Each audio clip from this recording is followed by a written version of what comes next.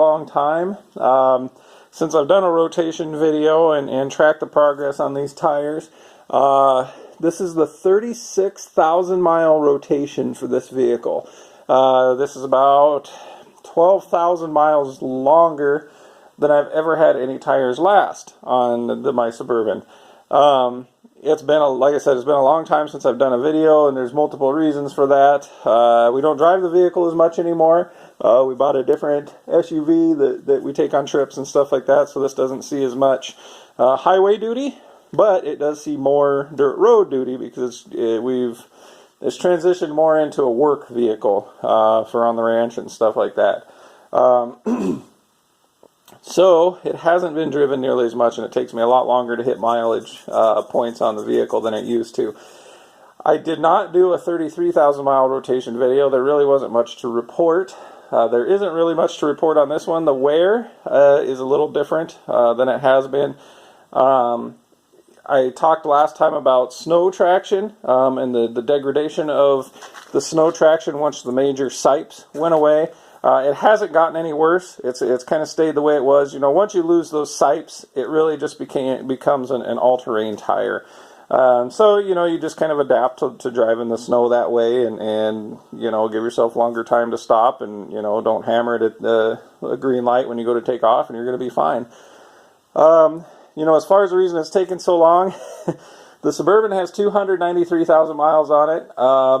It has rear heat and AC, so there's little plastic T's in there, and those eventually they just wore out, and I had leaks with those, and then I had a hard line that had a rock rub against it, had a leak, so I've dealt with a lot of cooling system issues this summer and this fall with it. Right now, today, along with the rotation, I have to replace the distributor. It's got the factory distributor in it, and I'll probably put a video up to show the wear, you know, after 293,000 miles and regular oil changes, just to show people what they look like. But without further ado, let's get into the rotation. Let me get my tread depth indicator here. Again, like I said, these tires wear very well. The issue that I'm going to talk about is indicative to my vehicle. It's always been an issue. We've done everything we can, and it's still an issue. We've done ball joints, shocks, adjusted the camber, caster, toe in, toe out. We've done everything we can, but the tires still wear this way, and it's been that way since we've owned the vehicle, so I'm not going to worry about it anymore. But like I said, the wear is still quite well. There is one little thing I'll show you that's kind of weird that I just noticed today that I've never noticed before with the tire. But what we're going to do is this tire was on the left front. It's going to be going to the right front. It's going to go to the right rear. This was on the right rear. It's going to go to the right front. I don't cross rotate. I just go front to back. So let's look. We're going to start here on the left side. We have, focus, 10-30 seconds of tread. Now I'm going to go in the center. And what we're going to look at here, this is the very center of the tread blocks. Over here, about 2-30 seconds down, is to me it appears to be a wear indicator. But it's a long ways from the bottom of that tread where these other wear indicators are at 2-30 seconds. So I don't know what that is or what that's for, but it's on both sides of the tread. I don't know if it's to continue giving good traction, whatever, but it's there. Let's go to the center here. We have 8-30 seconds, so I'm showing a 2-30 seconds difference between the two. Let's go here. And that's 8.5, well, we'll call it 8-30 seconds.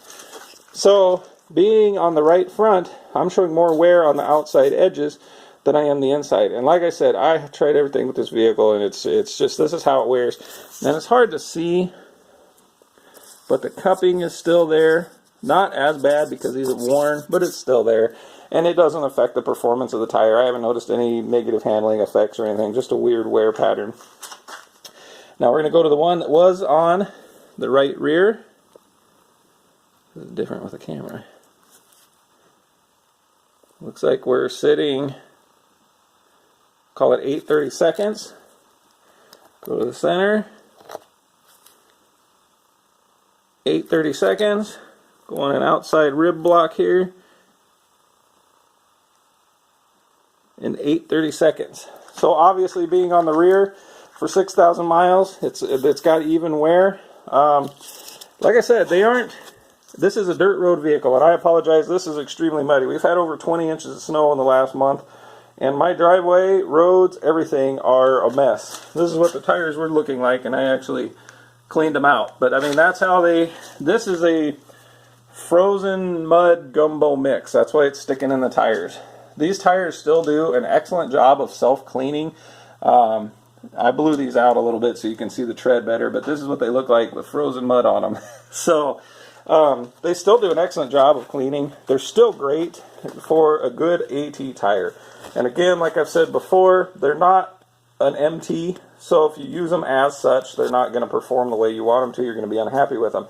If you use them as an AT tire, even a highway tire, they're outstanding. They perform above and beyond that. And like I said, this is 36,000 miles on these tires. I'm still showing an average of 8/32 seconds tread depth, when brand new they were 17/30 seconds. So, you know, that's phenomenal tread wear for a tire that's not even mileage rated. And that was one thing that held me up is, way back in the day, you know, when I used to buy Les Schwab tires, when I lived out west, you know, if it said not mileage rated, you knew you were getting about 10,000 miles and that's it.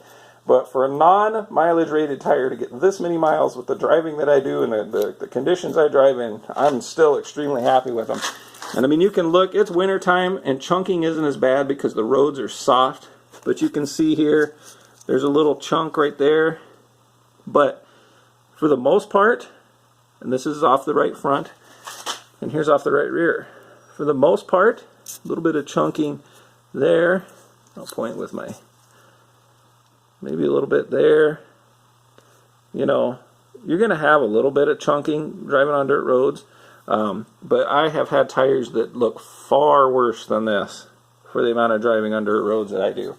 And again, you know, these tires, not mileage rated, I paid, it was $165 a piece for them without mounting and balancing. Outstanding tire. Goodyear continues to get, in my opinion, an A+ for the tire. For snow, I would say probably a C, C-. But you know, if you want snow tires, you buy a dedicated snow tire. And like I said, in the conditions I drive in, we get everything. Mud, snow, ice, freezing rain, freezing fog, freezing, you name it, it's frozen. So, you know, for a tire that's got this many miles, to have this much tread on it still is outstanding. I have one tire that, and it's nothing to do with the tire, but I've got probably 4 patches in it. Driving on construction sites and stuff like that, you know, you get the inevitable nails in there. Doing fencing, I even pulled out a fence staple, so there was 2 patches, you know. So the tire, even with the patches, has held up great. I haven't had any issues with it. Sidewall issues that people complain about, I haven't had any problems with sidewalls being tore up or cuts or anything. But again, I don't really off-road. You know, my off-roading is to and from work. You know, 3 miles of gravel each way. And then during hunting season, it's quite a bit more on the gravel and off-road. But like I said, if you're ever wondering what these tires are like, I would definitely give them a consideration. They're an outstanding tire. They wear very well. I run mine at 35 psi, which is what the vehicle recommends. You can run what the tire recommends, but in my experience, that wears the tires faster. So I just go off of what my vehicle recommends on this particular vehicle, which is 35 front and rear. When I tow, I'll bump it up to maybe 40, just to offset that extra weight on the back, and I don't get any weird pulling tendencies or anything like that with it. So, like I said, if you're looking for a good tire that's going to last you a long time, I would definitely give them a shot. And thanks for being patient with me, and thank you for all the comments and feedback on the reviews. I really appreciate it. You guys have a good one.